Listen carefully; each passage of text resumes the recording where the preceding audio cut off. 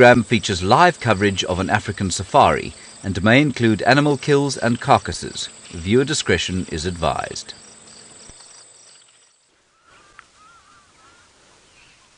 The sky is filled with all sorts of colours of the rainbow. It's a beautiful fresh start, and this is Safari Live.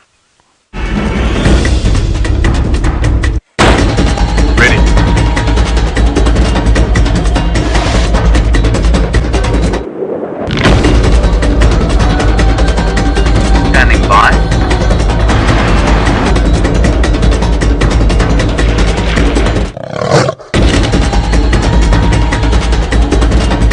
Five, 4, 3, 2, 1. You are live, you are live.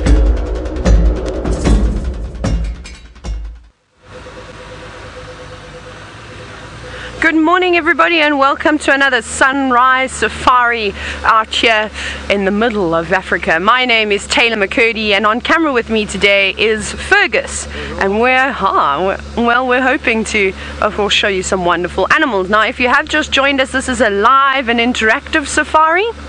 You can hashtag Safari Live with any of your questions for myself and Tristan this morning. I'm sure the Mara will be joining a little bit later. They're probably getting up and ready and doing their checks before they head off into the wide landscape in search of all sorts of wonderful things. Now last night was fairly quiet in the terms of what animals make noises at night. There wasn't much except for a hyena, which was quite early this morning, that was whooping in the far distance.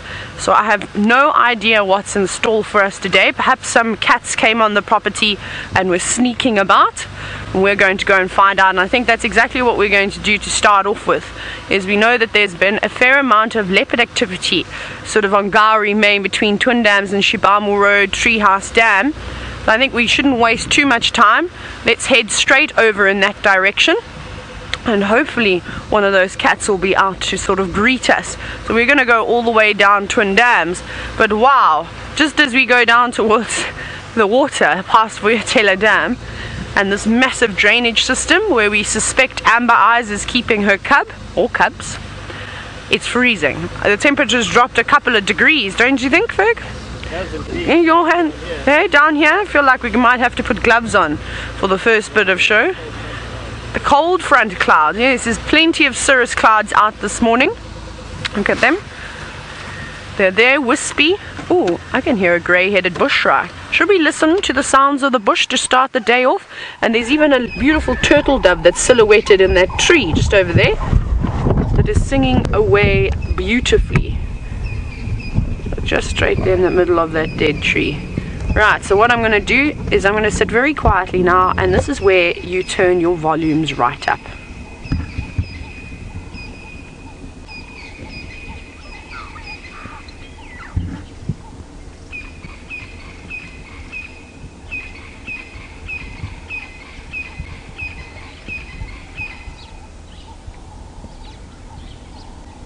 Isn't that beautiful?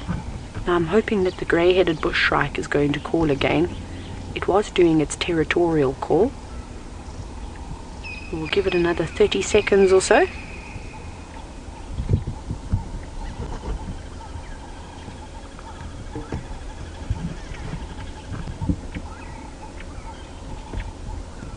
But first up is of course the turtle dove, one of the fairly common birds out here in South Africa. Just preening itself. And I'm sure it's waiting that morning light to warm up its rump, and then it will start its day off in search of something to eat, or maybe even a mate if it hasn't got one already. But how beautiful is that? Stretching its wings out.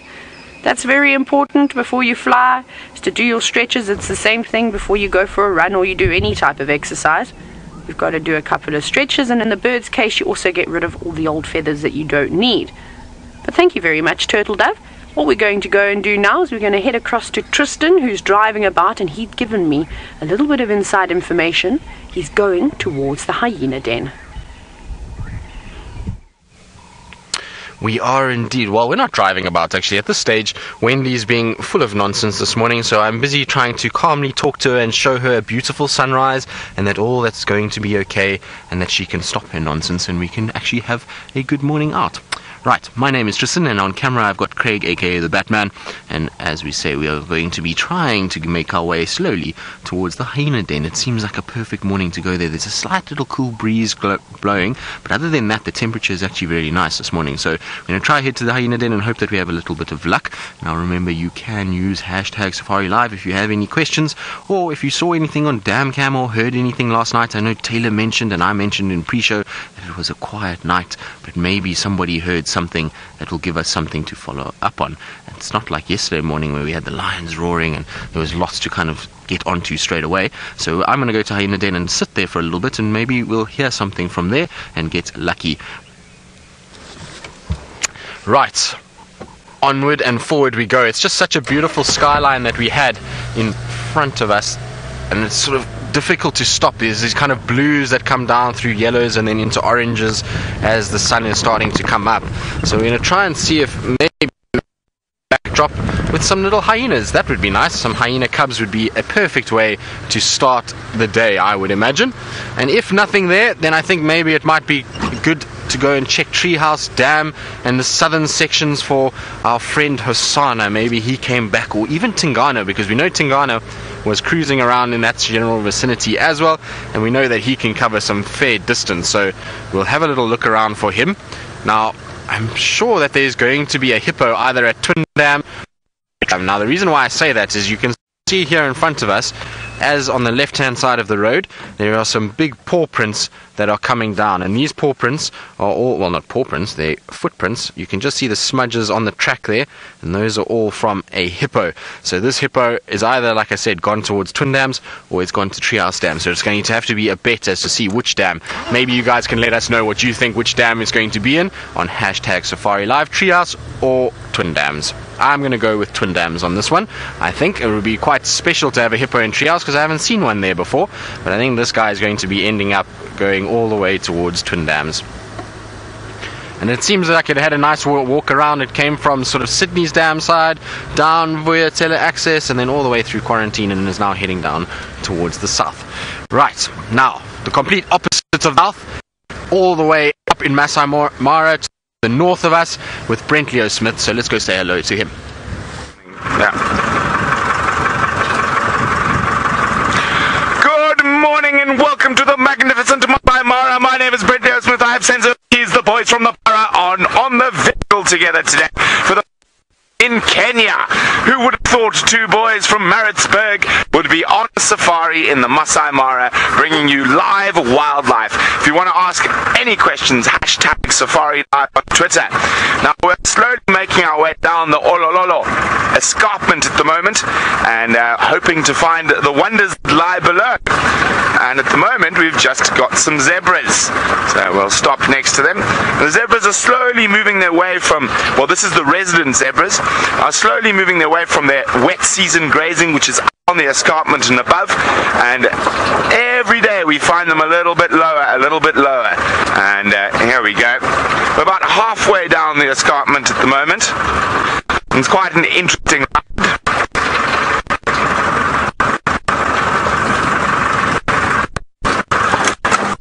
Okay, here we go. There we go.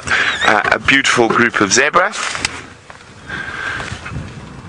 And you can see the sun has risen in the east, and the zebras are enjoying the nice short grass here up halfway on the escarpment. Now, here we go.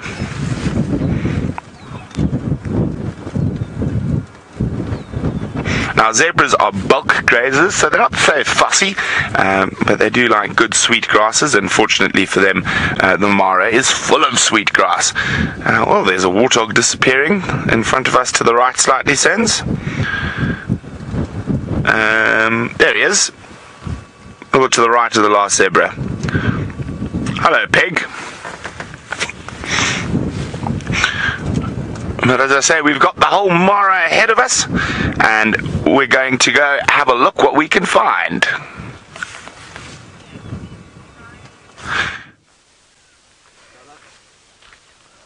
Oh, hello, everybody. Sorry, I'm just out and investigating at the moment. There's a mark, a drag mark down here on the floor, all the way along here. However, there are no predator tracks to go with this, so I'm wondering if it was maybe an elephant, because I can very slightly see what looks like maybe half an elephant track over here. So I'm thinking maybe that's what it's going to be. I got quite excited. I thought, maybe there's a leopard or a lion that has dragged something off of the road. I don't think that that's the case. I think it may have just been a really big elephant bull or something along those lines. But I can't see any footprints. Okay, let's go and investigate what else we can find. Let's go all the way down, I think, towards Twin Dams. I'll quickly just hear what's happening on the radio.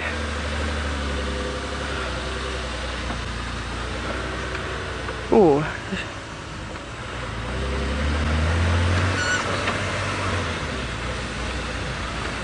Sorry, just listening to the radio. I can't hear what they're, not quite sure what they're talking about at the moment. Sounds like something near or on in Coral, but I'm unsure what. Maybe it's Votomi. He seems to hang around there, and Kanyeni also likes it around there, so I'm just going to go and guess and take it as one of them. We'll go through, we'll check Chele Pan, and hopefully from there we'll see if we pick up any tracks. We'll carry on, we'll go to Twin Dams itself, and then we'll check Gowrie Main and to see if anything was moving around there. Whee! Wonderful. Now it seems as though Tristan has finally arrived at his first point where he was going to check, which is the hyena den. Let's go and see if there's anybody waiting for him. Well, unfortunately not. There is just a beautiful view of the sun rising above the eastern horizon.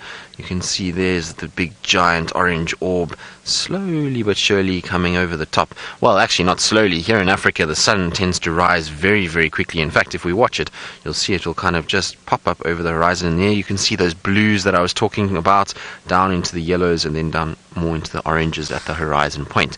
Now, unfortunately, our hyena den is not active, so there's no sign of the little ones anywhere. In fact, the only tracks that I could find are all going away from the den. So there is tracks for two different adults that were going out in a northerly direction away from the den, and tracks for one adult going south away from the den in that direction. So it means that they probably aren't here, and because there's no adults here, we can't really spend too much longer sitting at the den itself.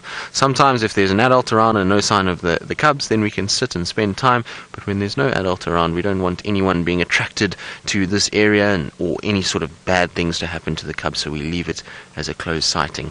So unfortunately, while we've enjoyed the sun rising, it's onward and forward to go and see what else we can find. So I think we'll head towards sort of Treehouse Dam area and try and make a little loop around there. You never know, maybe Hosana, like I said, has come back.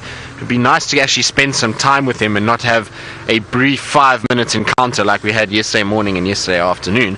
It would be really good just to sort of have our Hosana back for a good.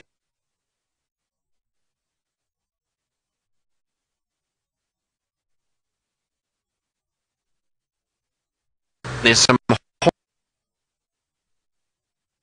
so they're enjoying the sun. We are as well, so a little bit to your left. There we go, Craigie. So those are the red-billed hornbills by the looks of it. It's a bit silhouetted against the sun, so very difficult to actually see what they are. But they look like red-billeds, but I could be wrong. No, I lie, they're yellow-billed hornbills. I'm sorry, they are got much bigger beak than what I first thought, and that's sometimes what happens. But they've also got a beautiful view of the sun this morning. They're sitting on this open marula tree and the sun is just lifting. Really is very, very pleasant. Right, we're going to carry on towards Treehouse Dam. While we do that, I believe Taylor is doing exactly what we're doing and is going to go bumbling around looking for anything that is out here. Anything indeed. The only thing I've found so far are some elephant tracks as well as some hyena footprints down on the ground. Now it doesn't seem to be a breeding herd of elephants. I think maybe just 2 bulls that are roaming about at the moment. Not particularly big ones either. Their footprints didn't seem to be massive. We might bump into them. They could potentially be around here.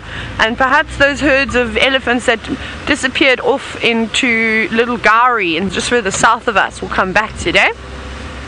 That would be very, very nice. Otherwise, I think at some point we'll pop around to Chitwa Dam and go and have a look what's happening. I haven't been to the dam for a few days, so we'll definitely go past there. But for now, I'm just taking it very easy, just checking down in these drainage lines to see if anything is moving around. Ooh. Alright, let's keep going. Beautiful orange sky, and you've been watching it as with Tristan. You saw it with us when it was still nice and pink. We got another turtle dove. Should we see how many turtle dove silhouettes we can get today? I can hear a turtle fiesta, not a fiasco. Where are you? He's in here somewhere. He might not be sitting at the tops of the trees though. Perhaps this turtle dove is on an area where there's lots and lots of leaves. Ooh, I've got an alarm call. Hold on, I just want to go up further. An impala's just snorted just around the bend. Just want to go through this drainage line and up the other side to see what they're alarming at, if it is anything. It could just be 2 boys maybe having a go at each other, which is still not uncommon for this time of the year. But let's just make sure. Where the impala, they normally stand here. Here they are. Who's making funny noises here? And are you making alarm calls for a reason? Or is it just a ram getting a bit frisky with you ladies? I think it was a ram maybe just getting a bit frisky, because as you can see the girls seem to be quite relaxed. They're just moving through the thicket. If I go forward we'll actually get a nice shot of them going down on the road, so let me do that.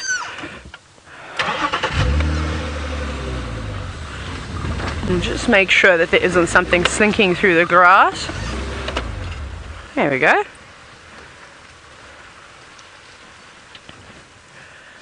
There we go, beautiful view of the sky, the impala. We'll just watch him for just a moment to see if they do react to something else. Now John, you are wondering what is the most rare animal I've seen in this area.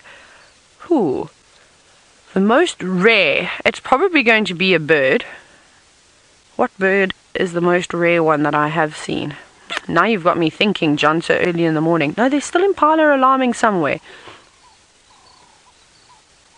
Just want to hear if they alarm again. See how they're all looking off to the left?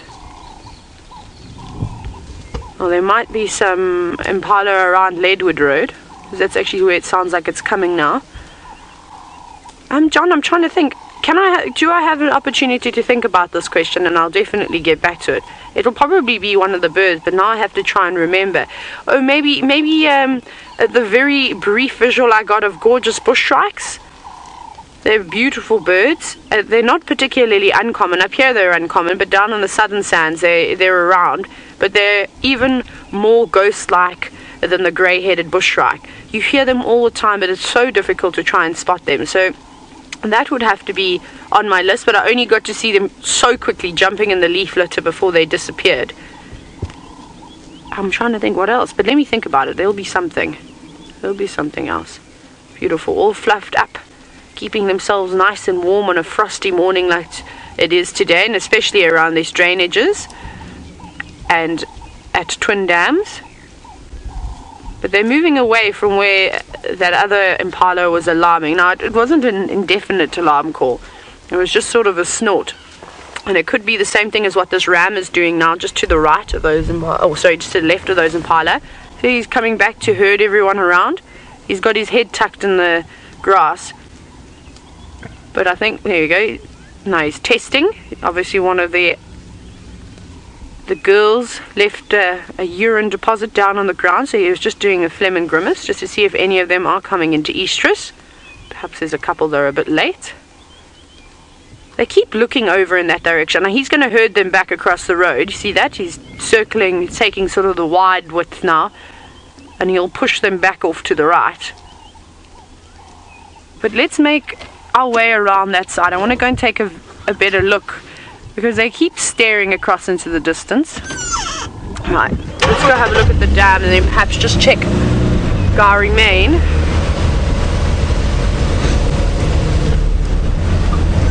And see if we've got anything here.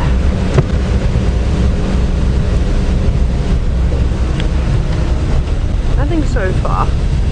I didn't hear any birds alarming either, and I would imagine that there would be some birds alarming with an impala, especially around here by the drainage line where the dawn chorus can be heard even better than anywhere else on the property. Let's just check around here.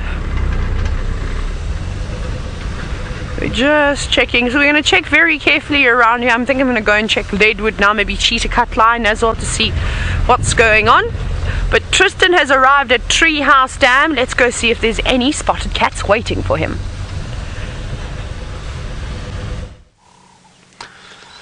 Well, no spotted cat that I can see just yet, and if we learnt anything from yesterday is that a little bit of patience around a waterhole is sometimes a good thing, and we're going to try and see if we can sit tight and have a little look around. Maybe there is a spotted cat lurking somewhere. But in the meantime, we've got some brown-headed parrots that are out and about now. During pre-show we could hear them calling, but I couldn't show you them, and that's about as good a view as you're going to get of a brown-headed parrot out in the open. You can see there's two of them there, and there they go. And I always think when they fly much like those Star Wars ships. They've got this kind of like up and down motion of the wing, and I don't know why it always reminds me of that. Now, earlier we were talking about whether or not our hippo was going to go to Twin Dams or Treehouse Dam. So I don't know what the general consensus was. I said Twin Dams, and well, I'm horribly wrong because our hippo is actually here at Treehouse Dam, and it's the first time I've seen a hippo here. It's now hiding from us at the moment. It's got its head underwater, but it's just here in the middle, somewhere around that area. So we're waiting for him to pop its head up again, but it came all the way down and it basically walked the way that we drove and has now plonked itself inside a Treehouse Dam. But it's being very, very shy at this stage because of the fact that we're here. But isn't that beautiful with the reflections of the clouds and the trees just off on my right hand side on the water? It really is a very, very special place just to watch the sun come up. It really is nice and sort of cool in the basin area, but it's quiet and there's this reflection and the sun coming up. It really is very, very nice indeed. We've got a few Egyptian geese as well on the other side. So in terms of bird life, there's a few birds that are busy cruising around. Now our hippo is still being shy, so we'll have to watch the Egyptian geese for now until our hippo decides to come out. And there is the male and female. So Langston, you're wondering what my favorite animal is. Well, definitely not an Egyptian goose, which we are looking at now. I would say probably my favorite animal would have to be a leopard. Hands down, I just love the spotted cats, and so that's why I spend a lot of my time trying to find them. They really are the most amazing and unique animals. Given that they spend so much time on their own, they kind of have to creep around and almost be sort of invisible to most of the animals out here to be able to survive. And then the fact that they're able to raise cubs on their own is really quite something. So that's definitely my favorite animal, followed very closely by elephants, wild dogs and hyenas. All three of those, being far more sociable animals, have got really incredible social structures, and they become these animals that are very endearing, and there's lots of complicated parts about them that makes it really interesting to actually follow them. So those are the sort of top four of the animals that I find. Now our hippo just came up and went down again. You can see the ripples as it sort of popped its head up. Now hopefully it's going to move again. Maybe it's going to get more comfortable with us being here and we'll actually be able to see it, but you can see it bubbling away there and the sort of surface of the water just moving slightly. So that's where our hippo is somewhere in that area. I wonder if it's going to pop its head up. Like a very sharp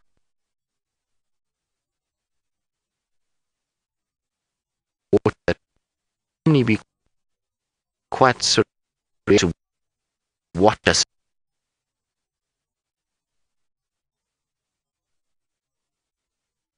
Just found male leopard tracks, but now I need to figure out where they go. I'm actually going to park the car. No, well, here we go. I parked the car. Thanks for having my backpack. Okay, right. I need to examine here very quickly because I don't know where these leopard tracks are going. Let me just check up a bit further too. Don't trip and fall over my cable. So So those are nothing. So the leopard tracks I'm talking about are the ones here. These are from a male. This whole footprint going that way. But now I just want to follow them for a little bit. So I've parked in a very awkward position. Ferg, can you look at the beautiful power lines or a tree? I'm going to sneak behind the car. It'll be 2 seconds. I just want to see exactly where they turn off. So I'm just disappearing out of frame, but I'll still talk to you. I wonder where these leopard tracks go. They then become quite difficult to see. I wonder if they didn't go into little Gowrie. Very interesting. Let me call them in though. Okay. The ground gets a bit tough behind where I just walked, and it's very difficult to spot, but we'll turn around anyway.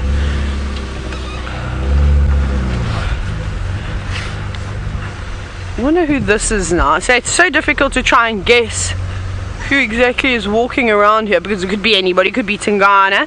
Hang on, what's up here? What are those tracks? These are male leopard tracks coming in. So they don't actually go all the way, they just walk in and do a loop. It could be anyone really. It could be Tingana, it could be Hosana, could be Tamba. It's so difficult to tell these days. Let me just see if there are any more coming down this way. Maybe I must switch to the Eastern channel and see what they've got to say. See if I can get hold of anyone. Very nice.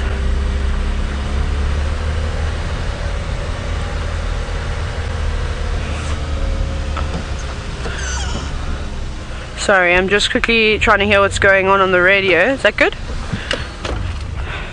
If you can give me 2 seconds, I'm going to show you a beautiful view. Jamie for Taylor. Let's hope that they can hear me.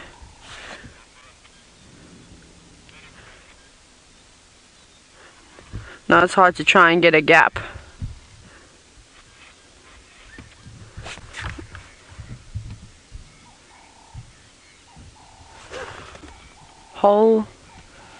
Okay, hold on, Ferg, let's turn around.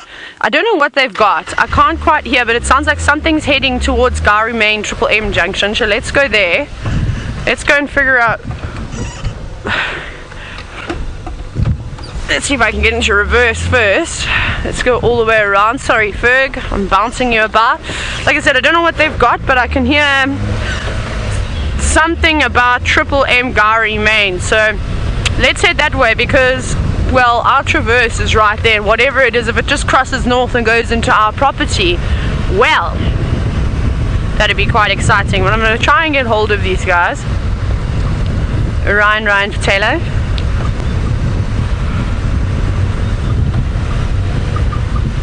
I don't think anybody can actually hear me. Let's just carry on then. Alice, we're gonna get to a spot where there's some gremlins. Just going through here.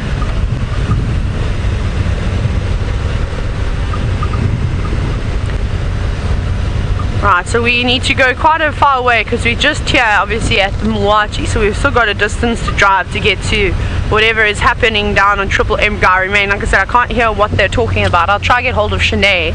She often can hear us.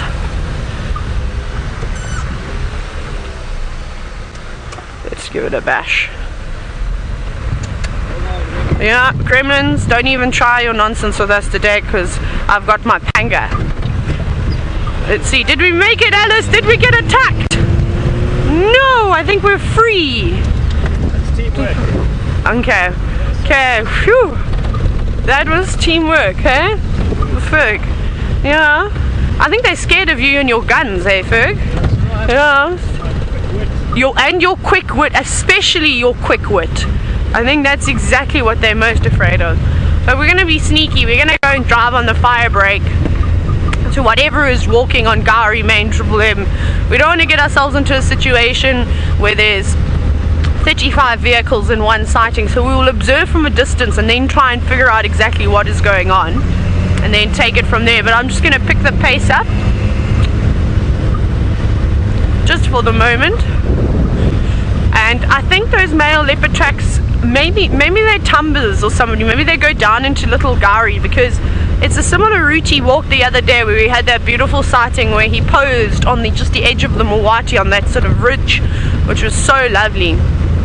And they go to the same spot, so I wonder if he's just not in that thicket somewhere on the edge of the drainage line. It could quite well be, but as we drive we will check to see if there's any tracks. And it's so nice to move away from the drainage line because there's actually warmth and I can feel my fingers slowly. I'm excited. I still don't know. Now I can't hear what anybody is saying. Standing by. Let's see if they hear me now.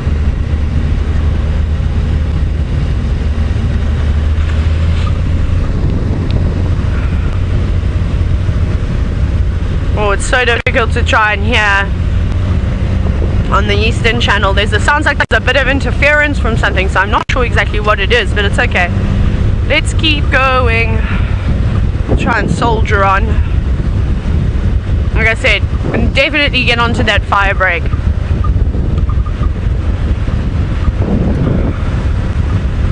I can also actually smell burning. Can you smell that?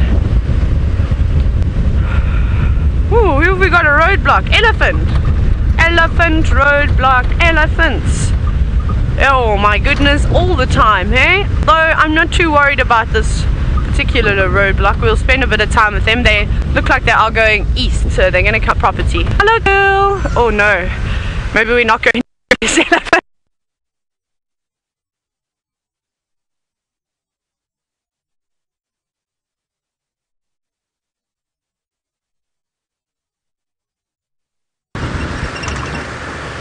Well, sorry, it seems like Rusty's also got the problems with gremlins this morning, and well, hopefully the elephants and Taylor will manage to sort them out and we'll be able to get you back to the elephants. Now, I'm excited to hear that Taylor's trying to rush off to go and find a spotted cat. I wonder where she's going and who she's found or heard of being found. We're down right in the southwestern corner, because it sounds like maybe, just maybe, we might get lucky with wild dogs. Now, the wild dogs are somewhere here in Hofmans, and they're slowly coming this way, so I'm just kind of going very slowly along and just checking, just to see if they don't pop out somewhere in front of us. Wouldn't that be spectacular if we could get some wild dogs, and hopefully they come into Djuma and we'll be able to follow them for the morning. That would be quite something. Wild dogs are one of the most incredible animals to follow, particularly in the mornings, and what we do want to see is we want to see wild dogs and one of these guys close by, because that means that they'll end up chasing them. So just on my right is what wild dogs love to hunt. So that is a big male impala, and a single male like this on his own would be the perfect target for a for a pack of dogs, should I say, and they will end up chasing that all over the place and hopefully be able to grab one. That would be a really good meal for a nice pack. But there we go, that's disappearing. Now, I'm trying to get an update on the radio, but nobody seems to want to answer me as to what's going on, but we're going to try and just see if we can't find out. But our impala looks very alert as to what's going on, so maybe we'll be...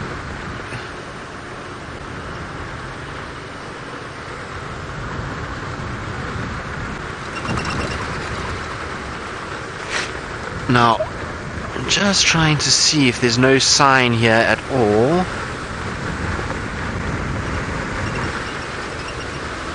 It seems like they are not here yet. Maybe they're still just inside Hofmans. Hofmans is on our left-hand side here, and this is a property that stretches all the way down towards the Mala Mala boundary. And so if the dogs are still there, unfortunately, there's very few people that actually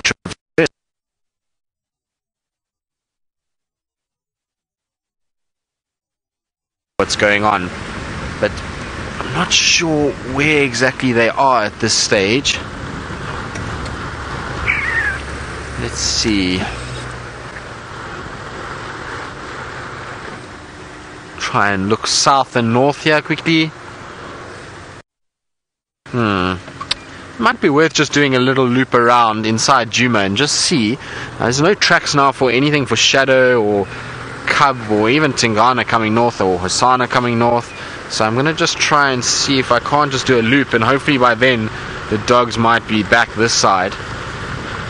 It's like I said, it's always difficult with wild dogs, because as soon as there's dogs anywhere where lots of people can go, it becomes a bit of a chaotic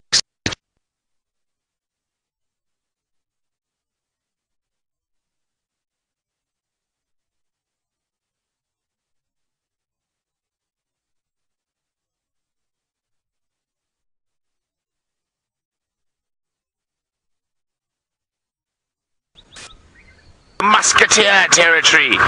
So Scar, Siku, Hunter and Morani, 4 of the biggest male lions in this area. So very exciting times as always.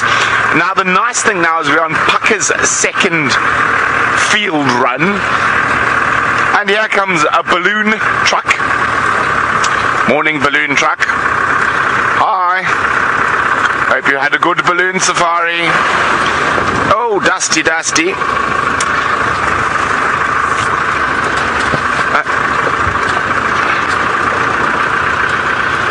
Okay.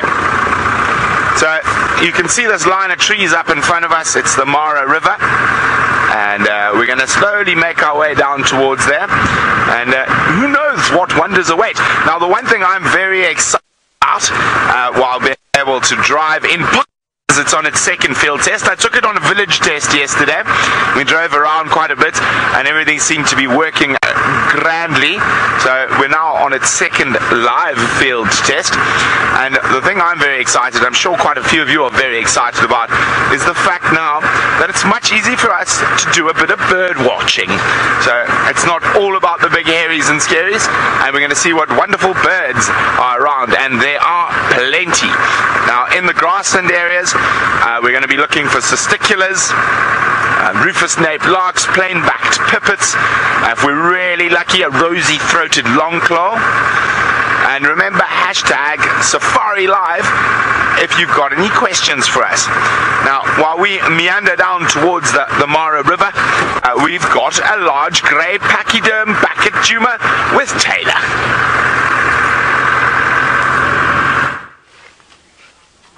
We do have a large grey package. You're sitting with a herd of elephants that we had just a moment ago. It seems as though there's been a bit of miscommunication, and Tristan was heading to exactly the same spot that I was. I saw his rear end and ate his dust, so I just turned around. But from what I gathered, it sounded like there were wild dogs that were coming north, so that's what that sighting was all about. It would have been nice to see them, but hopefully Tristan gets them. But we've got my favorite animal in the whole wide world, so I've got a big smile on my face, beautiful big ears, and that lovely warm light, feeding on a delicious tree. I don't know how delicious you and I would find it, but to an elephant, it's exactly what it's craving first thing in the morning. Now, isn't it amazing how you and I could never eat as soon as we woke up? But an elephant and the rest of the animals, it doesn't really bother them, and they have to continuously keep feeding, which I always find to be quite amazing. Have a little listen to the beautiful crunching that you're getting as this elephant is feeding.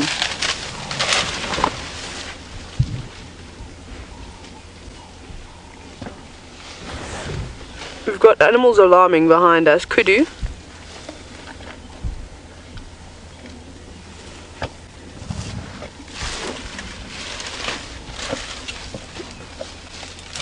You could also hear that, hey Ferg? Well, I've got the mic on. There's definitely somebody barking in the distance, just in Little Gari.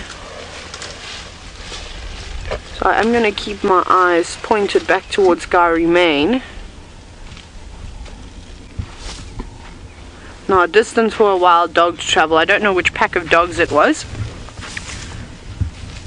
They can travel huge amounts of ground, so they could already be here. We're not far from Triple M. Hello, beautiful elephant. You're gorgeous. You're going to come and eat here by the car. Typical. Well, that's fine. He doesn't really seem too bothered at all. Just make sure I don't move around too much. Okay, big boy. Look at that, just stretching up. That is gorgeous. What a beautiful shot. Now, Kylie, you're wondering how similar is elephant taste buds to ours? I can only imagine that elephants have a whole lot more taste buds. I think we as humans only have about 10,000. So I would say that they must have a little bit more, but I will check up on that. I was actually reading about how many taste buds various animals have the other day, well not the other, a few weeks ago, and I've forgotten how many they said for elephants, but I think it was more than ours. I think most of the animals actually have a whole bunch more than what we do. But this is very, very pretty with that sort of glare coming off of the elephant. I really like that, and the wind is picking up again. You can see how the grass is rustling. That's no good. I think we're going to have another windy afternoon again. But there it is, golden, beautiful elephant's tail. And look how hairy this elephant's tail is. Now, if any of you have ever touched an elephant's hair on its tail, I've never touched a real one, but they do sell bangles. It's a sort of, not trend in South Africa, but if any elephants that have died, or I know back in the day they were culling elephants, it was very sad. They obviously have stopped doing that now. But what they would do, especially in the Greater Kruger National Park, is all of that meat would have been donated to the locals for food, and then of course they would use the entire part of the elephant to try and bring an income to that particular village. And one of the things was actually using the hair from an elephant's tail to create bangles. And it almost feels like plastic. It doesn't feel real. You touch it and anybody could quite easily fool you, in fact, just by using thin strands of plastic. That's what that hair actually feels like. And it's quite amazing. And I'm sure that's what the bristles on their bodies must feel like too. I think it must be the same stuff. Isn't that lovely? Now, Bobby, you're asking me a question that I don't know the answer to. And that question is, what does an elephant's skin feel like? I have no idea. I've never touched an elephant before. So I would imagine, I've touched a rhino before. And the rhino's skin was actually fairly smooth, but it's so tough. It's so hard. Whereas an elephant's skin, I think with those wrinkles, maybe it'll be slightly softer. But remember, they've also got hair. They've got those hard bristles covering their body. So I think at the same breath it will be prickly. But of course, I'm just guessing. Perhaps Tristan's touched an elephant. Maybe he's been involved in a game capture before where they've relocated elephants or something along those lines. But I have unfortunately not ever been that close to one. Many other animals, but an elephant has avoided my list. And I think that's the animal I'm most curious about. I'd love to have a look at their feet, have a look at their tails, see what it must be like, how thin the skin is on their ears, you know, investigate their trunk. I think it would be amazing to get an up close and personal view of an elephant. But that, like I said, has not happened just yet. But maybe one day I'll get the opportunity to be involved in the relocation of elephants, and then I should be able to have a closer look. But for now, I'm quite happy with the view that we have. Safely from the car. They're very peaceful, not stressed at all. They don't mind us. And this is the way that we should, of course, be viewing these animals out here in the wild. Is that they were lucky enough that they've allowed us, they've accepted us into their homes. And we can view most of these animals every single day. Elephants, lions, leopards, hyenas. That's really quite amazing. And then, of course, on foot, you're lucky if you get a view of an animal. It's not necessarily that something that's always done. We tend to bump into them a lot because we often track the various animals to obviously call the vehicles in. And if you do have a sighting with an animal on foot, it's always short and brief, because the longer you stay out and around that animal, the more that something could go wrong. But the chances are very, very slim. And again, we're all exceptionally well trained when it comes to walking. And of course, we've got the very experienced Herbert, who's been in the industry for a long, very, very long time. Let me try and reposition. You know where they are? Is they're actually at the quarry, just off of Gowrie Main. There were some more coming this way, so let's go have a look. Right. Let's go and see what else is happening down in this quarry. I'm going to send you across to Tristan and see what he's got planned for you this morning. Well, what I've got is a pile of dung with some little paw prints that are moving away from it. So that is the tracks for Shadow, or what I think is Shadow. That's taken a little time to deposit what she's recently eaten, and that particular dung is not fresh. It's not from right now because it's not steaming or anything like that, but it is still very soft, which means that it's from during the night. And her tracks head straight north up the road, so we're going to try and see if we can't follow those and see how they go. But you can see there they go, and there's my footprints next to them. So if you wanted to get an idea of what my foot looks like in comparison to Shadow's, there we go. There's me and Shadow's tracks.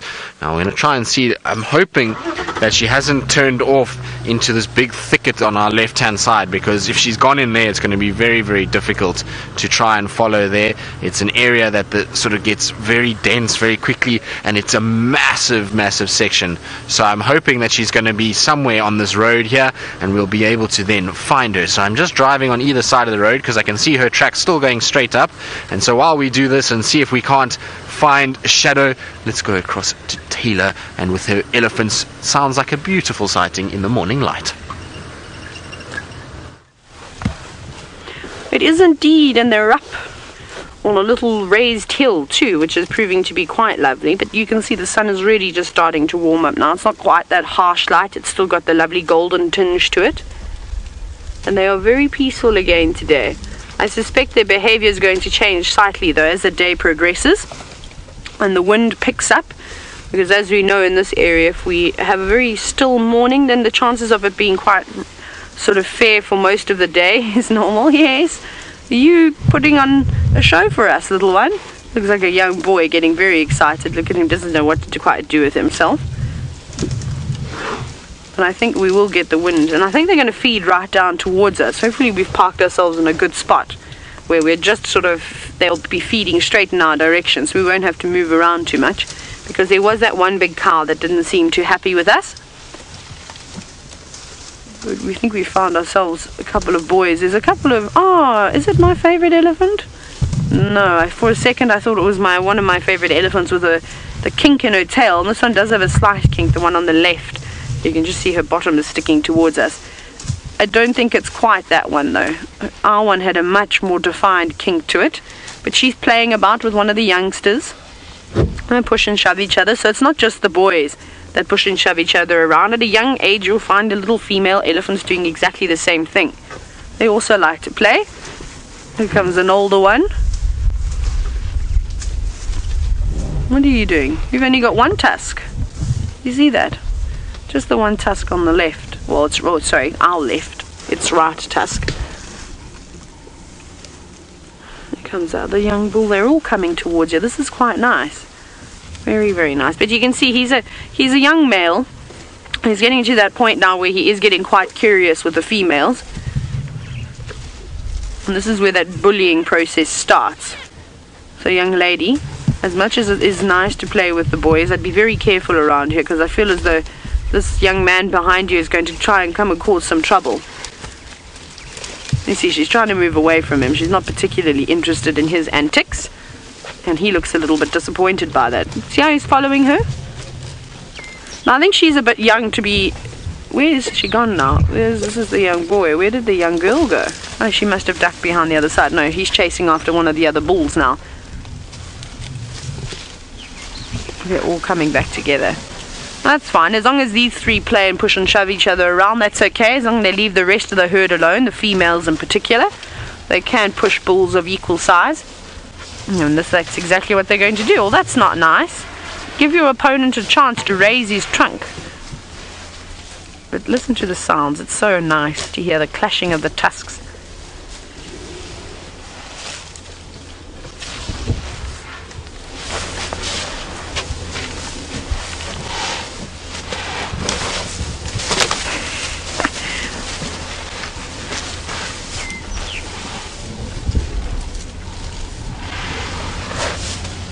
How are those sounds? Trunks rubbing together.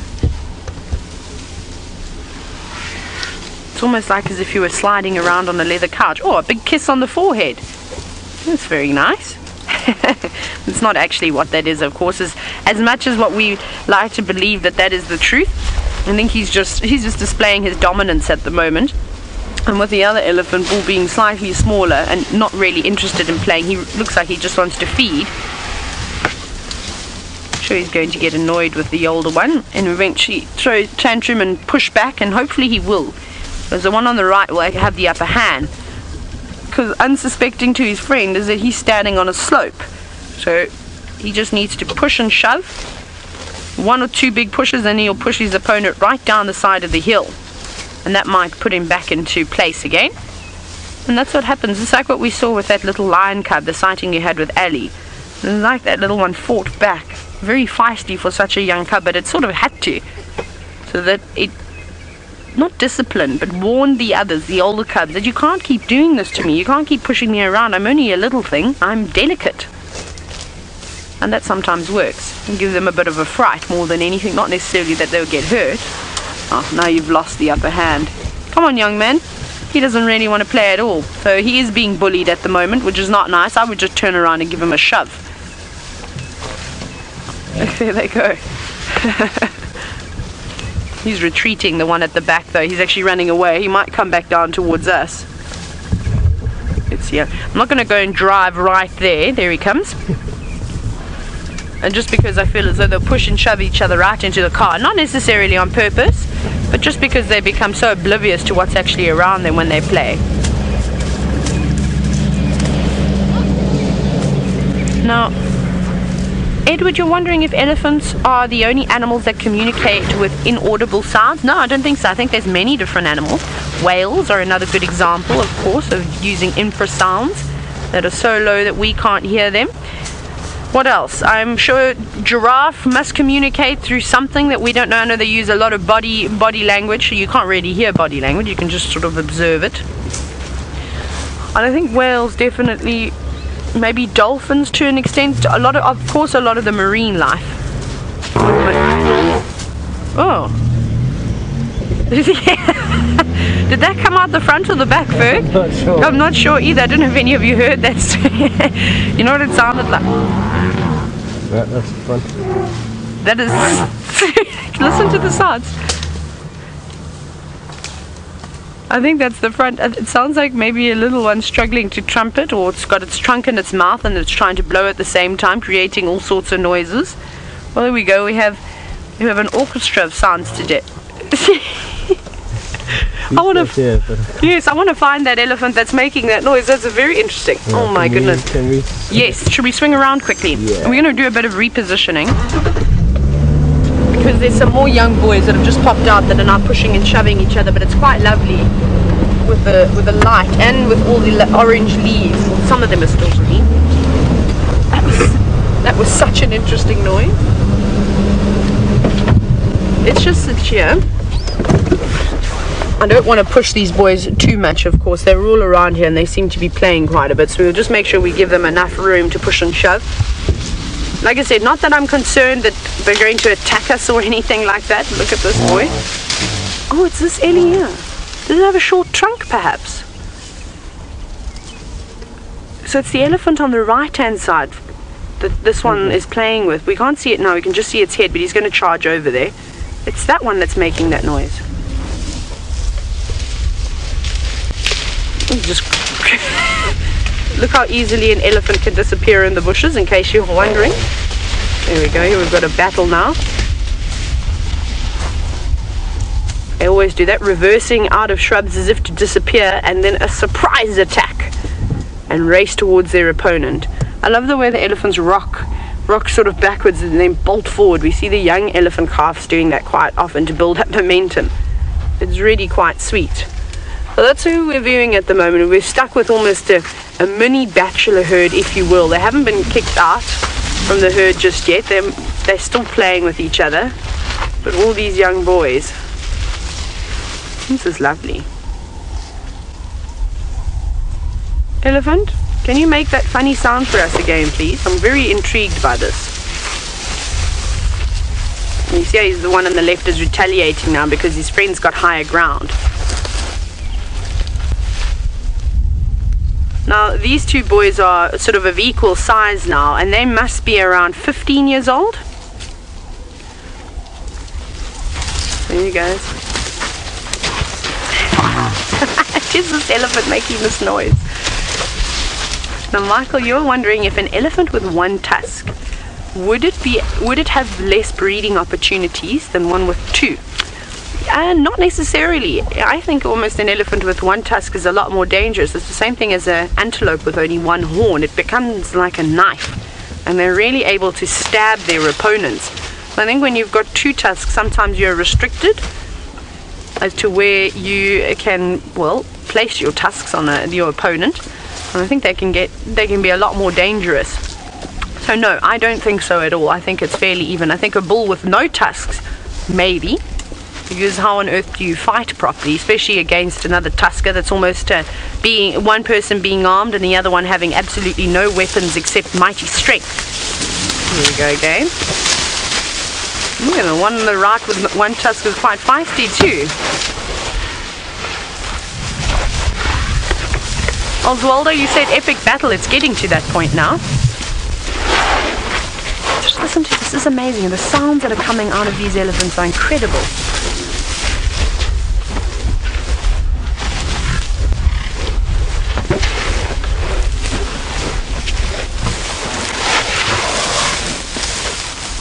How cool is this? This is amazing.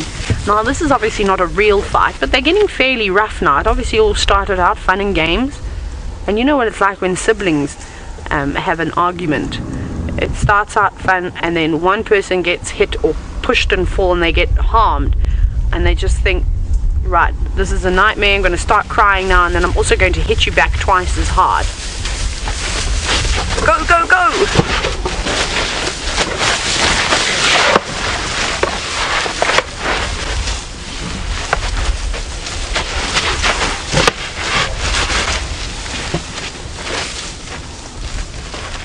Just clashing of tusks every now and then. You can hear again their trunks rubbing up against each other. They're just trying to determine dominance between the two of them. Now the one on the left seems to be slightly larger, the one with only one tusk in terms of body size. And the one on the right must be only maybe a few months younger. I don't think there's much sort of age difference between the two. Maybe a year. But they'll be on their way out of this herd, especially if they start behaving like this all the time. The females won't tolerate it, and they'll probably get pushed out together. Oh, now they're getting very rough.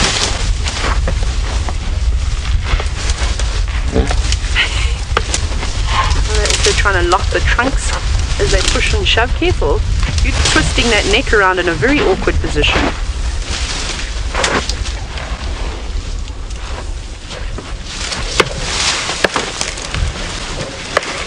Wouldn't this be amazing if these were two big tuskers like the elephant bull we've been seeing over the last few days, Ali's friend? Wouldn't that be absolutely incredible? Push, boys, push! Show us your strength. You can hear the sliding on the gravel as all desperately trying to find grip. Now Danny, you're wondering, how do elephants lose tusks? From fighting.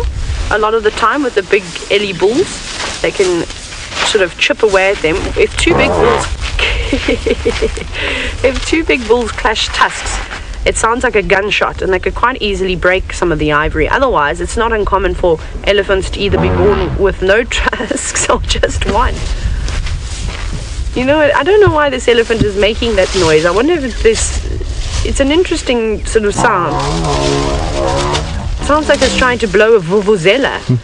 And if any of you don't know what a vuvuzela is, it's a plastic shaped funnel musical instrument in inverted commas, because it's probably it's just as annoying as the Hardy-Dar ibis call, and they always have them at all the big soccer or football tournaments, depending which word you prefer.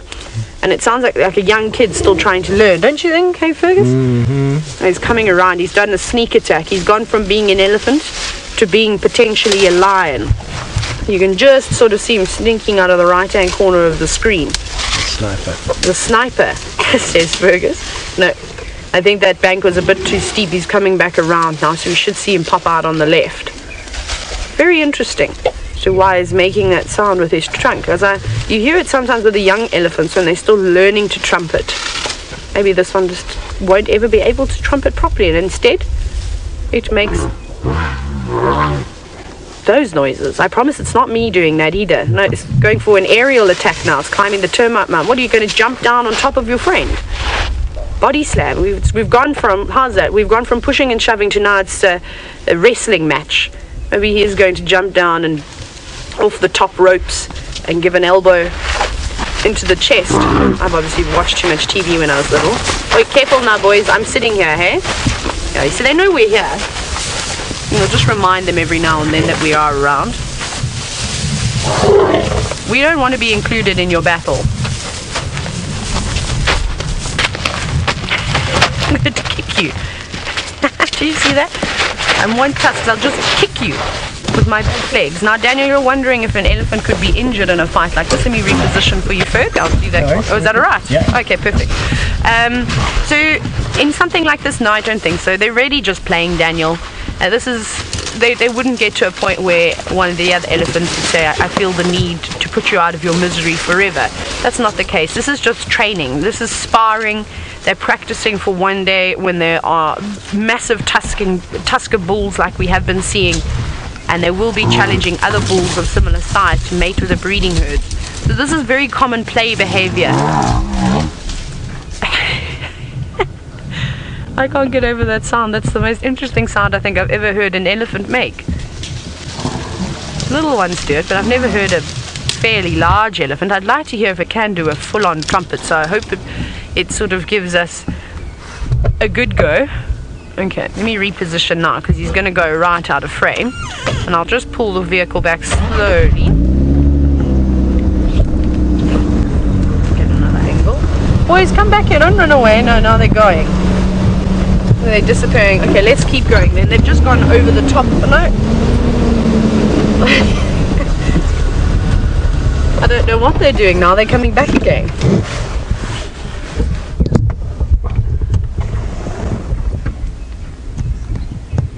Isn't this beautiful? Right, I'm going to very quickly send you across to Tristan, who is tracking Shadow, and hopefully these boys will come back down and play.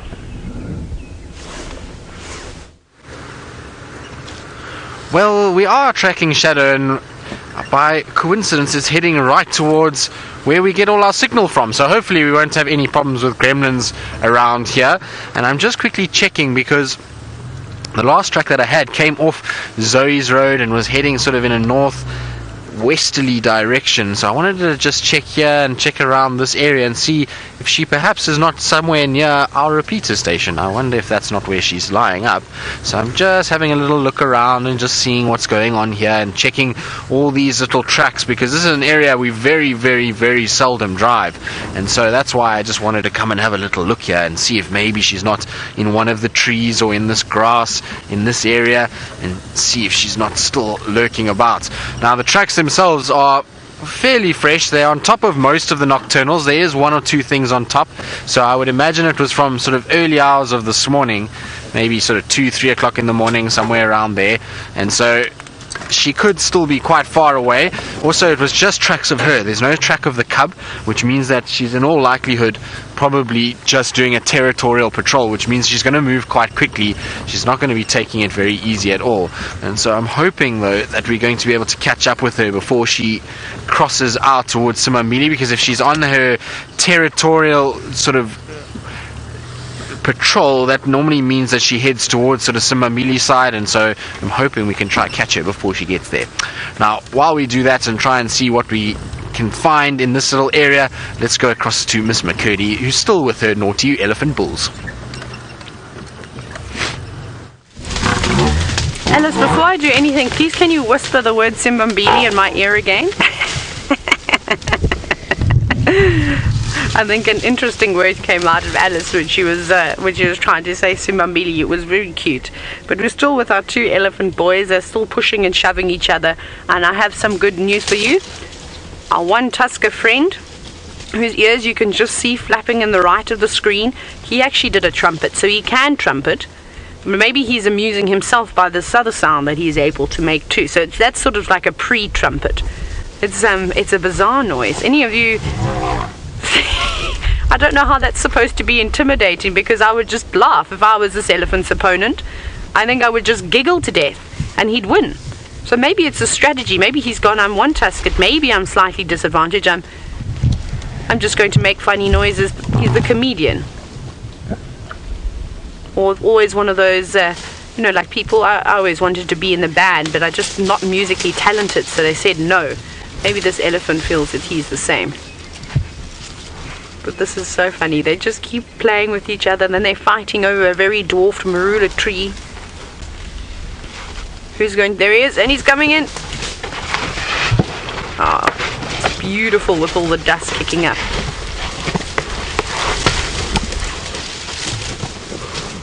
Sure, they're getting very rough now. Go, boys, go. Now, Julie, you're wondering if the tusks sound hollow. I mean, are hollow, because you said they sound quite hollow. They're not at all. It's actually sort of fibers that are fibers of dentine that are crisscrossed, almost in a diamond shape. So it's solid. And sometimes if you're walking in the bush, you can actually find bits of pieces of ivory from elephants that had been fighting, little bits that have chipped off every now and then. So if we are on a bushwalk and we see something like that, we'll most certainly show you. I don't have a piece to show you now though, but it's not hollow, it's fairly solid. Come boys, come back this way so we can carry on watching you, because we are loving this. Is so nice. You know, we've been really lucky with the various behaviors we've seen of the elephants. We've watched them quite extensively dig for water and see the technique that they do. We've watched little ones play around. We've watched them feeding, and now we've got the boisterous behavior of 2 young elephant bulls, and also some bizarre trumpeting sounds too, which is proving to be very entertaining this morning. Come on boys, I'm sure they're going to come back here. I don't think that they're really interested in following the breeding herd. They seem to have moved off. I'm not sure where they've gone, if they've gone back south or if they've carried on going east. But they'll quite happily get left a couple of kilometers behind the herd, and then they'll just pick up on their scent, whether it's urine, dung, any of those things, and they'll find their way back towards the family. But we'll sit here and hopefully we'll get another view, or unobstructed view, of these elephants as they push and shove each other. Tristan, of course, is still trying to track Shadow, and if anybody is going to find her, I think it's going to be him. Well, thank you, Taylor. That's very kind of you. I take that as a compliment. Thank you very much. And well, hopefully, between the two of us, we will be able to find her. Taylor's in an area where sometimes Shadow can pop out, and we can do a big loop around, and she'll be back that side. Now, I'm on this little 2-track road that I have never seen in my life before. I didn't even know it existed. And so it kind of cuts through the middle, and it looks like it's been recently sort of cut or dragged. You can see in front here it's really not much of a road to speak of, but it looks like a recent sort of road that was made. So I'm just actually following it also just out of adventure. We know that Shadow's tracks come this way, but it's kind of just a cool road to drive because it goes right through the middle of this horrible section where it's very difficult normally for us because this area is so big and vast, and it's tough to find anything in here because there's no other road. So if this is a new road that they're busy doing, then it's going to be really cool. I'm going to have to try and find out. It might have been a sightings road, but I don't think so, because this is a number of vehicles that have been through here, and like I say, it looks as though it's actually been cut this way. So we'll have to just wait and see how this plays out. But I can tell you now, it's a great road in terms of being able to look for Shadow. It opens up a whole new world, because this would be an area that she spends a lot of time in, and she's often inside this sort of section. And if we can find sort of where she goes, and now that we've got a road that sort of cuts this all in half, it's going to make finding her a lot easier in the future. And these are all areas that I'm sure she spends a lot of time in, because it's such a big section. You know, we just can't really cover it unless you're on foot and actually tracking her, then maybe, but otherwise it's really tough. And this looks really promising. Now these are all areas that I'm busy looking on top of termite mounds and trees for her, because if she's lying flat in the grass, it's going to be almost impossible to see her. The grass here is quite long, and Shadow and her sort of spotted pattern, it's just amazing how quickly they disappear. We saw it yesterday with Tumba. As soon as he kind of got down in the grass, it became really tough to see him. And so in grass like this, Shadow being quite a small female, she's going to just disappear very, very quickly. So we have to keep our wits about us and look very, very carefully. But talking of beautiful things, and in front of us on one of the trees is some green wood hoopoes, and they really do have beautiful colors. They've got that bright red beak, and then these iridescent sort of greens and blues that come off, and always in small flocks like this, and they'll kind of go with one another, and you'll see they, there we go,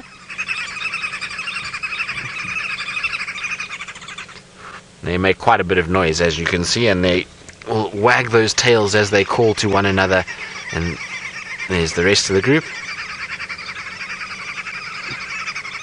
also making a bit of noise.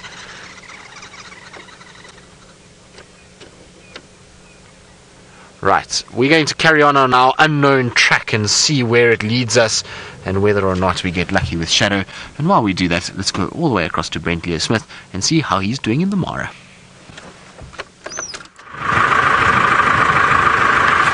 Welcome back to Kenya. Now we've got one of my favorite creatures since I've been here, and it is the male Thompson's gazelle. Hello, funny looking. I just think they're so cute. They've got such long little tails, and of course the amount of flies here, they're constantly swinging away. How shame he doesn't have any girlfriends, this particular individual.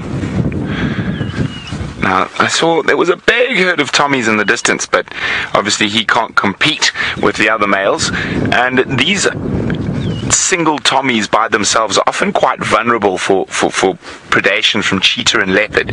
Well, where he is at the moment, not too much from a leopard out in the open grassland, but from a cheetah, definitely. And there we go. You can see how wide and open it is around here.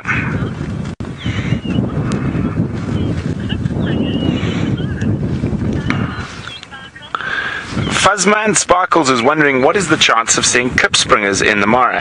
It's pretty good if we work around some of the granite outcrops and that, and the volcanic rocks. I'm sure we'll see them at some point. It's one of the few animals I haven't seen yet. Quickly across to Taylor. Right, look who we've just got. I think we've got Mr. T just bumped into our elephant sighting. How great is that? He's just walking through the bushes. I think it's Tingana. Looks like him straight off of the bat. How cool is that? He literally just snuck across the road while we were watching our two elephant bulls have a fight. I'm going to reposition quickly so we can get a nice view of him. I think he's a bit startled by the elephants. That was hilarious. Ferg and I were going, oh, this is so great. Look at these elephants kicking up the dust. It's so beautiful. Hey, excuse me, you go away. I'm trying to view a leopard now. You guys are old news. Anyways, if it wasn't for them, they didn't even see him. He snuck right behind them. That's beautiful. And I think just from looking at the stunning view as he's positioned himself on that termite mound where the elephants were fighting. How cool is that? So that must have been whose tracks we saw earlier today. Very, very nice. I'm going to call the sighting in very quickly on the radio. Let me just do that. So I do apologize, but I think it does look very much like Tingana. Stations are just located in Madoda Ingwe. Quarry off of Gari Main between Shibamo and Weaver's Nest. Mobile in a northerly direction. One unlock. No, don't worry, it's fine. That elephant is obviously trumpeting at us. Tingana is standing very still. Looks like Tingana.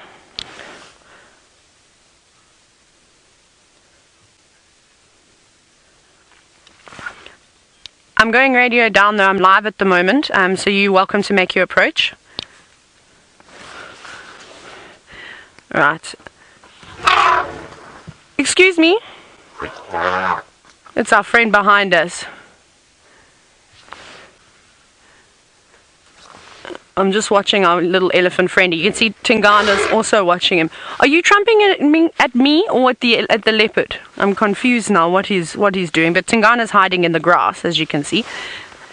Alice, can you confirm that everyone is saying that it is Tingana though? I just wanted 100. It looks like him.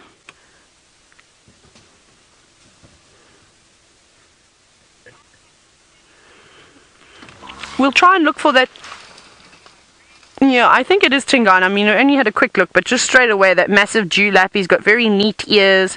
We can look for that smiley face, which should be down on his shoulder. On his left shoulder. Yes, I can see the smiley face. Look how cool it is. And I can see that smiley face just on his shoulder too, through the grass too. So it definitely is him. He's beautiful. So that trumpeting that you all heard there was from our one-tusking friend who's making the strange sounds. And I think that's why Tingana's sat down in the grass. Because if he is spotted by these elephants, they're going to chase him. But he looks like he's keen. He's on the move, which is very nice. I'm happy that we've now solved the mystery as to which male leopard tracks we had. Just coming out of Little Gari. So he was in Little Gari. He was obviously doing a territorial patrol. And now he's come back this way. He's come home, which is very, very exciting. I'm so glad we hung around with these big elephant bulls for all that time. And there he goes again. Now we're going to do my favorite thing this morning of off-roading and trying to keep up with him. Are you excited for that? Yeah. But please sit up on that termite mound first, because that would be gorgeous. Okay.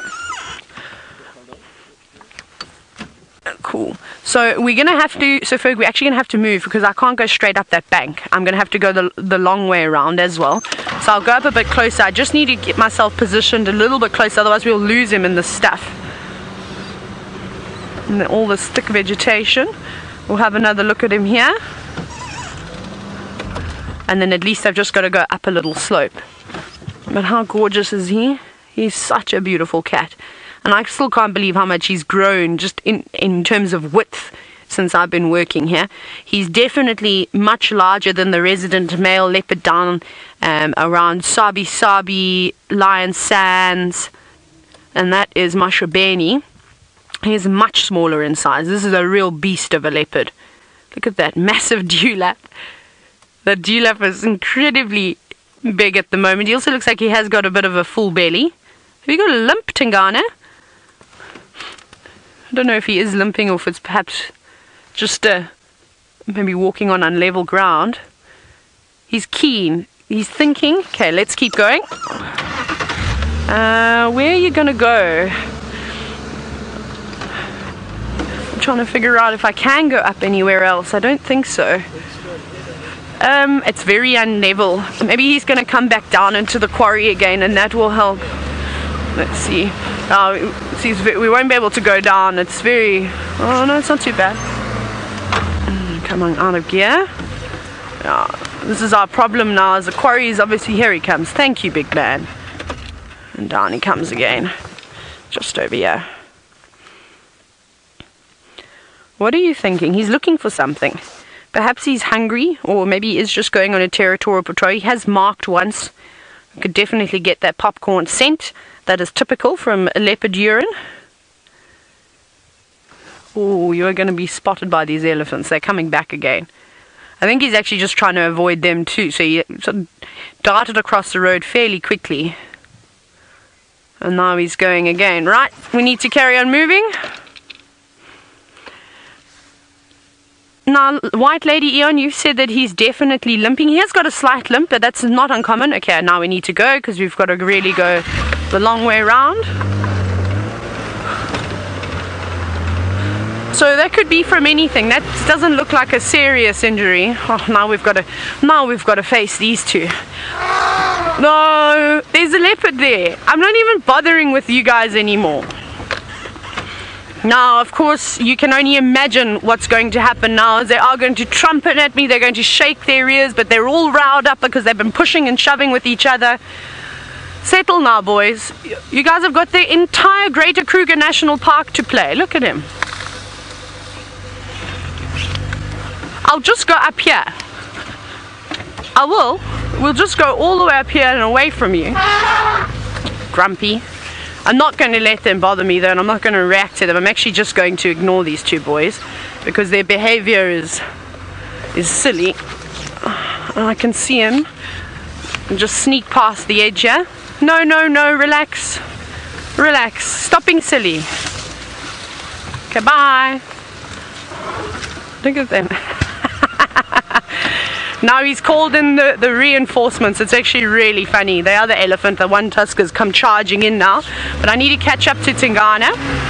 Now, Robert, you're wondering how long does an elephant in the wild live versus in captivity? Fer, can you keep an eye out here for me? He was walking just here. He's actually quite far ahead of us.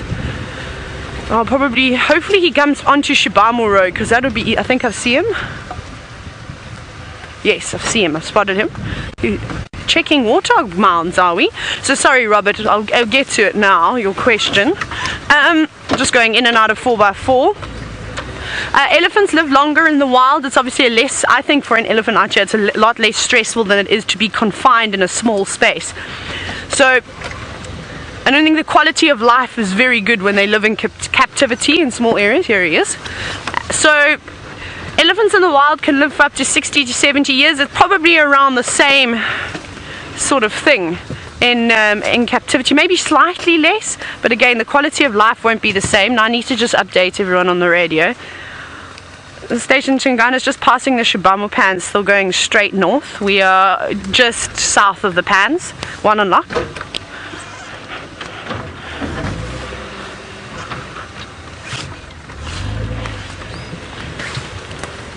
here. So there are other guides coming to the sighting, but hopefully they'll get you and then they can just take over. And just until one of them gets here, we'll keep on going. Here he comes. Right next to the car. Hello, beautiful boy. Just marking his territory. I'm just going to duck out of the frame there because he's walking right past. He's hungry. He's looking for something to eat this morning.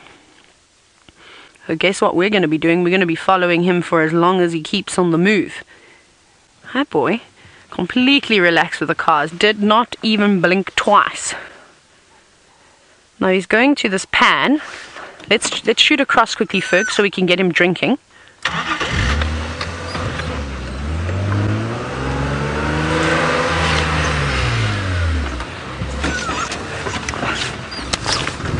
Hold on.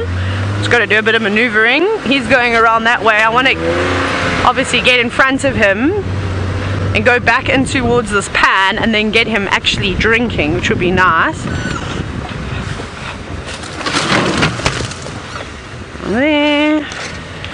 There he comes. Going quietly. Just like that's how we do it. Here we go. Here's an opportunity to get some very, very, very pretty screenshots as he laps up all of this water. Isn't that absolutely gorgeous? We are very privileged to be able to do this every single day. This is so wonderful. So he's obviously had a very busy evening, marking and patrolling. I don't know when he last ate. I don't know when his last meal was. It's quite difficult to tell. Like I said, he's got a fairly full belly. Just being careful. Now, Alan, you're wondering if he's fat or if it is his skin. This is just Tingana. Like I said, he's eaten recently. I can't tell you exactly when or what he would have eaten. We haven't seen him for a few days now. But it's very important, of course, for a male leopard, because you won't believe how they sort of shrink in size when they haven't had a meal for quite some time. They almost lose that dewlap. Whereas now he's all bloated and he looks fantastic. He looks in such healthy condition. Like I said, he's not a small leopard. He's a big boy. He's grown so much in almost a year. He's completely changed. This is so beautiful. So that but predators, especially lions and leopards, do have a lot of extra skin on their bodies, and it's important that they have a lot of extra skin because their way of feeding has got to, of course, do with gorging themselves. So they will devour an entire waterbuck, buffalo, impala, depending on which predator it is. And all that loose skin is necessary so that their stomachs can obviously swell up like a balloon and then eventually start the digestion process. Because remember, they only need to eat every couple of days or so.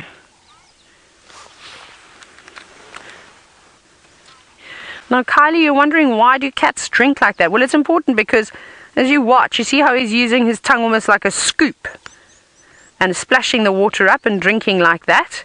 So they have to. He's laying in a bizarre position. They don't necessarily lay flat down on the ground like that, but I think he's just probably a bit tired. And this is the easiest way to not get your feet muddy, is to actually put your belly down on the ground too. So sometimes they'll just sort of bend down, crouch over, go into the downward facing dog position if you're into yoga. They do something like that, but it's a bit difficult for him to get down, right down to the water. And I think he's also just enjoying the little rest. He's been walking around all afternoon. I'm going to be so sneaky right now. Should we do... Excuse me. Thank you. Thank you so much, Ferg. Because you know, these allergies are just so terrible at the moment. And I hope that you are all taking screenshots and enjoying this, and you might have a new wallpaper for your desktop, which will be quite exciting. But he drank for quite a while, for at least 5 minutes or so. He obviously feels good. I can hear some southern ground hornbills calling in the distance. He's marking his territory. See that? He's urinating. just walking around, so we'll get a better position again as he disappears. Now Josh, you were wondering if all male leopards have that dewlap, that flap of skin underneath their necks. No, not all of them. Like I was saying, another leopard, maybe you can search for him on Facebook. You could put Maxabene. It's Maxabene. So it sounds like you say Maxabene, but it's not Maxabene, it's Maxabene. And I'm just going to cut through here. Sorry, Ferg. We'll just sneak under. We're just going to drop the aerial very quickly. And so Josh, no, and Maxabene doesn't have a dewlap, and he's around the same. And Maxabene's about 8 or 9 now, somewhere around there. He's not a particularly old leopard, but he's definitely in his prime. Much smaller than Tingana. I would have said that they were the same size. Oh, there he is. Oh no, now we've got to try and find a way through here. I don't like to sit behind cats. I think we're going to... No, I don't know. I think we're going to have to go this way. We're pretty locked in here. I just don't want to lose him in this thick stuff. Because if we do, we'll squeeze through this gap. Right, Ferg, suck it in, both of us. Go through these branches. He's checking warthog mounts today. I think he's turning a bit into the Anderson male, don't you think? And have a taste for warthogs. But he's going to check them all. Look at these. Can I just point out? Look at these crested francolins sitting very quietly here in the sun, watching the leopard. But they're not moving. They're not saying a word. Standing motionless. Now I need to get on the radio. Station here, Shibamo Pans. Hima. Now come east into this block. We're just here by this Shidulu. Just quickly calling I think it's Rexon that's here. There he is. So there, those birds sitting quietly. Look at Tingana. What has he got? What has he seen? His ears are pricked forward. He's spotted something. He's on top of this mound. Maybe there's a scent. Maybe there is a warthog den in here. Or warthog burrow, sorry. He's hungry. He's looking for his next meal. This is very exciting. He's like a kitten. Look at him. Every small thing is catching his attention. I don't know if it was maybe a bird or what it was that got him so excited like that. But it was quite beautiful. There he goes down the other side. Now we've got to keep following him. Should we go all the way around? What do you think? I think we're going to have to. Yeah, I think so. We can't go straight because there's a massive log. So I think we're going to have to move some of these trees. Right.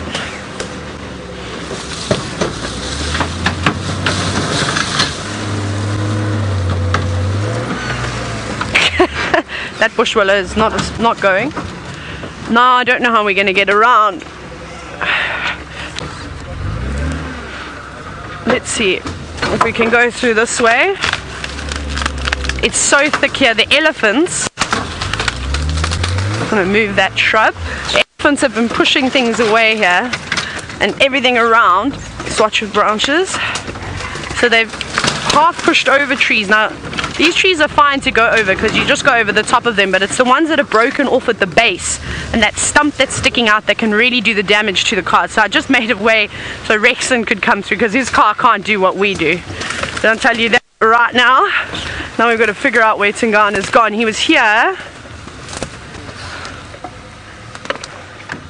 Okay, well, we're going to try and find Tingana again. He's gone into this very long grass and down towards a drainage line. I'm going to send you across to Brent and the Mara with Sleeping Lions.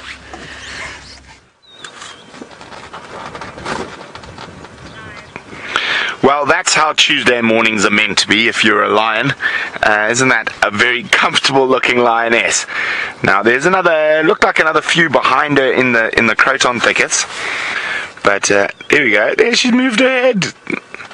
Now we spotted her from quite a long way away, and I was like, well, I have not seen any big white stumps or roots in this area, so it looks to be a member of the Paradise Pride. Hello, girlie. Now there's one very cool lioness, and she's not too old from the way she looks, and she's completely blind in her left eye, but I can't really see from here whether that is a paradise lioness or not, whether it is the one who's blind in her eye. And you can see she's lying up on a little rocky area, lots of big boulders in between us. Hello, girl. There we go. Hi, Alison. Alison's wondering if anyone's got a compiled list of all the cats in the Mara. There are different compiled lists. I wouldn't say a complete list for all the big cats in the Mara, but don't worry, Alison, we're on it. Jamie and I have been compiling ID kits, etc., for each individual lion that we find. Sometimes it is a bit challenging, like at the moment where they're too far away that we can get a good ID photograph that we can work out from whisker spots or ear notches or scars, who they are, but we're starting to get a much better idea of the different lions around here. She doesn't look like she's too full. She just looks like it's quite chilly this morning. You can see the wind is quite strong. She looks like she's just really enjoying the morning sun. Now, in the early mornings, it's not uncommon to find the lions lying out in the open here, basking in the glorious high altitude sunshine. I'm just going to move a little. If you look a little bit to the left, in the shade, there's actually a cub. Okay, there we go. It looks like a cub. Yes, I'm almost certain this is definitely Paradise Pride, just from where we are, and I have seen cubs of that age with them before. So there we go. Now, as I said, there could be as many as, well, there's 9 lionesses in total in the Paradise Pride, but the most I've ever seen together is 5. But they do come and go and move from each other, and let me just try to remember how many cubs they have in total. They've got a lot, 9 or 10 cubs, 9 adult lionesses, and then of course the dominant male coalition for this Paradise Pride is of course the musketeers. I was hoping there might be a musketeer about with the lounging lady, and there's definitely another lioness behind her, but I can't really see, as you can just see that pale through the bush. Oh, heads up. Oh, she is pretty. Well, she's not the one who's missing an eye.